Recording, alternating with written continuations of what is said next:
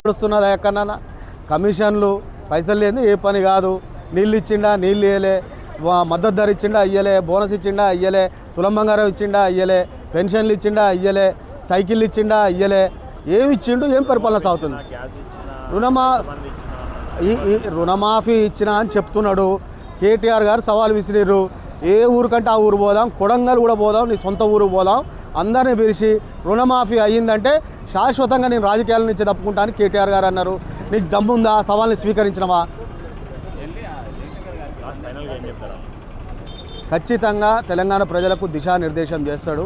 ఎందుకంటే కొట్లాడుకుని సాధించుకున్న తెలంగాణ, అనేక త్యాగాలు చేసి సాధించుకున్న తెలంగాణ, మరి అతి తక్కువ కాలంలోనే 9.5 సంవత్సరాల్లోనే తెలంగాణ అనేది భారతదేశంలో అగ్రభాగాన నిలబడ్డది, అభివృద్ధిలో అగ్రభాగాన్ని నిలబడ్డది, అన్ని రంగాల్లో అగ్రభాగాన్ని నిలబడ్డది. కానీ మనం చేసిన చిన్న పొరపాటు వల్ల మళ్ళీ అదో పాతానికి పోయే పరిస్థితి ఉన్నది. ఆంధ్ర వలసవాదుల చేతుల్లో, ఆంధ్ర నాయకుల చేతుల్లో రేవంత్ రెడ్డి పనిచేస్తున్నాడు. మళ్ళా తెలంగాణను మోసం చేసే పరిస్థితి వస్తున్నది. ఈ పరిస్థితుల నుంచి మనం ఎలా ఎదుర్కోవాలనేది ఒక దిశానిర్దేశం మాత్రం చేస్తాడు. ప్రజలకు ధైర్యం, భరోసా ఇచ్చే కార్యక్రమం కేసీఆర్ గారు చేస్తారు. అధికారంలో లేము, మరి గోసపోయి పొరపాటున కాంగ్రెస్ పార్టీకి ఓటేసినాం, కాంగ్రెస్ పార్టీని అధికారంలోకి తీసుకొచ్చినామని ప్రజలు బాధపడుతున్నారు, ప్రాయశ్చిత్తపడుతున్నారు.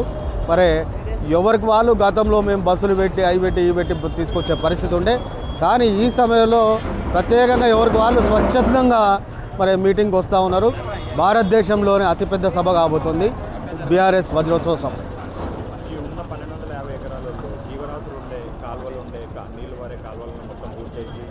జీవరాశులు మొత్తం పంపించేసి సభ చేస్తున్నారు అని ఒక కోపం. అంటే కాంగ్రెస్ వాళ్ళు ఇక కాంగ్రెస్ వాళ్ళు ఎస్సీలో చేసిరు కాబట్టి అంతటా చేసిరు అనుకుంటారు. అవన్నీ పంట పొలాలు రైతుల ఇష్టంతో ఇచ్చినాయి. ఎక్కడైనా చిన్న చిన్న కాలువలు ఉంటే మీటింగ్ కోసం పుడబోస్తారు, మళ్ళీ తీస్తారు. లిఖితపూర్వకంగా అక్కడ రైతులను అడిగితే చెప్తారు. రైతులు అందరూ రోజు చెప్తూనే ఉన్నారు, మేము చాలా ఇష్టంగా ఇచ్చినామని చెప్పేసి. మేము కష్టంగా ఇస్తానికి అధికార పార్టీ కాదు, ప్రతిపక్ష పార్టీ. కష్టంగా కావాలంటే కాంగ్రెస్ పార్టీ తీసుకుంటుంది, కానీ ప్రతిపక్ష పార్టీ అయినా బీఆర్ఎస్ పార్టీ తీసుకోదు కదా. 6 గ్యారెంటీలు కాదు, వన్ బొంద ఏ గ్యారెంటీ అమలు కాలేదు. 7వ గ్యారెంటీ వచ్చేసారి కాంగ్రెస్ గవర్నమెంట్ పోతుంది, అదే 7వ గ్యారెంటీ ప్రజలు అమలు చేస్తారు. సంవత్సరంన్నరనే బయటపడిపోయింది చక్కదనం. ఇక 4 సంవత్సరాలు ఇక నడపడా ఉంటుందా పోతుందా, ప్రజల తిరుగుబాటు మొదలవుతుందా, ఏం అర్థం కాని పరిస్థితి ఉన్నది. ఎందుకంటే దేశంలో ఇన్ని తిట్లు పడ్డ ముఖ్యమంత్రి, ఏకైక ముఖ్యమంత్రి దేశంలో రేవంత్ రెడ్డి, కాంగ్రెస్ ప్రభుత్వం. వాళ్ళ ఇన్ఛార్జే సోనియా గాంధీకి, రాహుల్ గాంధీకి చెప్పింది 20 సంవత్సరాలు ఇక కాంగ్రెస్ పార్టీ తెలంగాణ రాదు, రేవంత్ రెడ్డి 20 సంవత్సరాలు కాంగ్రెస్ పార్టీని బొందబెట్టిండని చెప్పింది. ఇక అంతకంటే ఎక్కువ ఏమి కావాలి? వాళ్ళు భయపడుతున్నారు ఏమన్నా అవుతుందా అని. ఆల్రెడీ ప్రజలు డిసైడ్ అయ్యారు, వాళ్ళకి అయ్యే డ్యామేజ్ అయిపోయింది. ఇక గవర్నమెంట్ వచ్చే పరిస్థితి లేదు. కాకపోతే ఈ సభకు స్వచ్ఛందంగా ఏదైతే గోసపోయారో పొరపాటున ఓటేసినామని బాధపడుతున్నారో ప్రజలందరూ కూడా స్వచ్ఛందంగా వస్తున్నారు.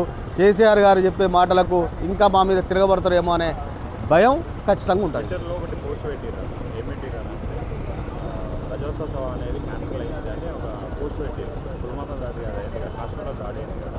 దాడి అయిన తర్వాత 25 రజోత్సవ సభ అనేది క్యాన్సిల్ చేసుకోవాలని ఒక ట్విట్టర్లో పోస్ట్ పెట్టారు.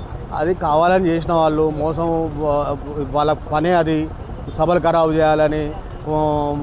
అది అసలు నువ్వు దాడి జరుగుతానికి లోపం ఎవరిది? కేంద్ర ప్రభుత్వాన్ని, మోడీది, అమిత్ షాది. వాళ్ళ లోపం పట్టుకొని నువ్వు వరంగల్ సభ పెట్టుకోవద్దు, వరంగల్ సభ క్యాన్సిల్ అయిందని దుష్ప్రచారాలు. అలాంతే ఎన్ని దుష్ప్రచారాలు చేసినా కూడా ప్రజలు ఆగరు. ప్రజలు ఖచ్చితంగా నువ్వు కంచెలు పెట్టేసి రాళ్ళు బాతి, రోడ్ల మీద రాళ్ళు బాతినా కూడా ఆగే పరిస్థితి లేదు. 3 సంవత్సరాలు ఏం తెలుసుకున్నారు? వచ్చే 3 సంవత్సరాలు ఏం తెలుసుకోబోతున్నారు జనాలు? ఆల్రెడీ తేల్చేసిర్రు, కాంగ్రెస్ పార్టీతో ఏది కాదు. కాంగ్రెస్ మోసం మాటలు మనం నమ్మినాం, పొరపాటు చేసినాం, ప్రాయశ్చిత్తపడుతున్నారు. ఇక 3 సంవత్సరాల దాకా ప్రజలే అడుగుతున్నారు, ఈ ప్రభుత్వం ఇప్పుడు పోతుంది, ఇంకా 3 సంవత్సరాలు చూడాలన్నా, ఈ ప్రభుత్వం ఇప్పుడు పోతుంది అని చెప్పేసి ప్రజలే అడుగుతున్నారు, ప్రజలే ప్రశ్నిస్తున్నారు. ఈ సభ వల్ల కేసీఆర్ ఏం చెప్పాలని అనుకుంటున్నాడు, ఏం చెప్పబోతున్నాడు? అది వెయిట్ చేయాలి. ఎందుకంటే ప్రజలకు గతంలో ఎన్నికల ముందే కేసీఆర్ గారు చెప్పారు, ఒక్కసారి మోసపోతే గోసపడతామని. బయటకు రావట్లేదని ఎప్పుడు అసెంబ్లీలో అంటూనే ఉంటాడు. సరే ఫామ్ హౌస్లో ఉన్నా ఎక్కడ ఉన్నా కేసీఆర్ గారు పరిపాలన సాగించిండు.